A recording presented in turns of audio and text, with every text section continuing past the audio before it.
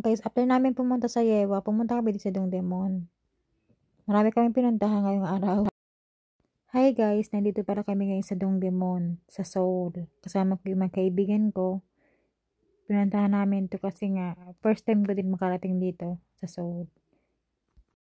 Makikita nyo guys, sobrang ganda talaga dito sa Seoul. Ayan guys. Meron din dito ang simbahan sa taas. Simbahan hata yan, sa taas na yan. And then after namin guys pumunta doon, tambay-tambay, picture-picture, pumunta kami dito. By the way guys, meron din pala dito ng Dongdaemun Market, yung pinakamurang bilihan na mga damit, mga items ay sarado pala.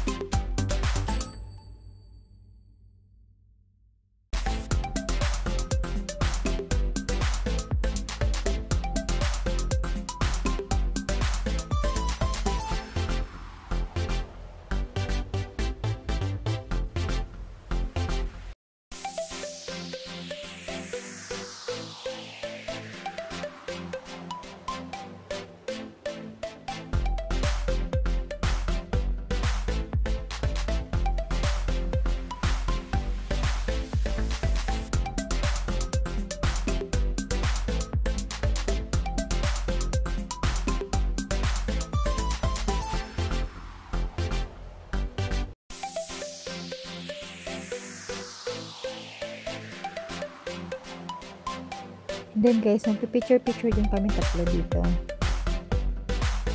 Pose muna.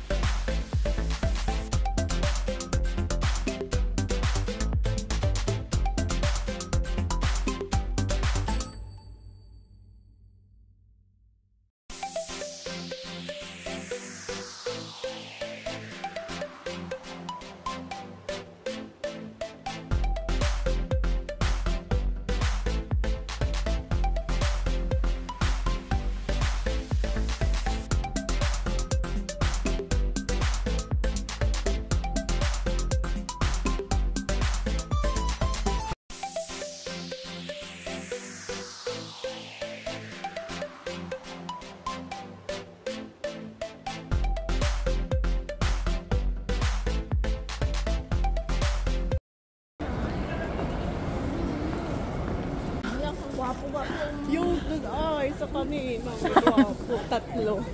Binilang eh. Hey. Artist tayo ng mukha eh. Artist tayo ng mukha. Ano? Ang gagwapo. Hindi mga artista yan. Ay.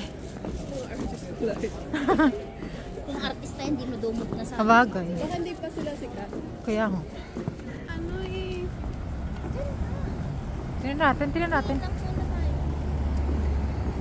Sa loob yun eh. Doon tayo sa loob kayo, be. Sa, ano? Biyawa si Jang. Sa loob. Sarado nga eh. Ay, sarado pala.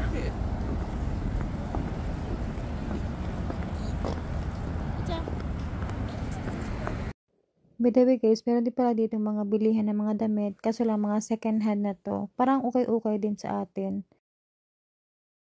Sobrang lawak guys ng Dongdaemun. Kaso lang wala na kaming time kasi gawa ng marami na kaming pinuntahan ngayong araw na to.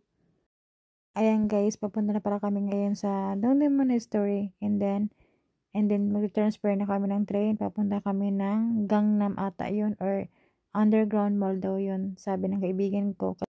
Kasi guys, mag-eye shopping kami doon. And then, after nun, magkakape kami sa coffee shop. And then, Iba-iba na kami ng sakayan, ng train. Yung isang kaibigan ko, si Anyong One, sa Bochon pala siya. Nakatira guys. Alam niyo ba guys, sinulit namin yung araw na ito na magkasama kami tatlo. Sobrang saya ko guys kasi nakilala ko sila. Cheers!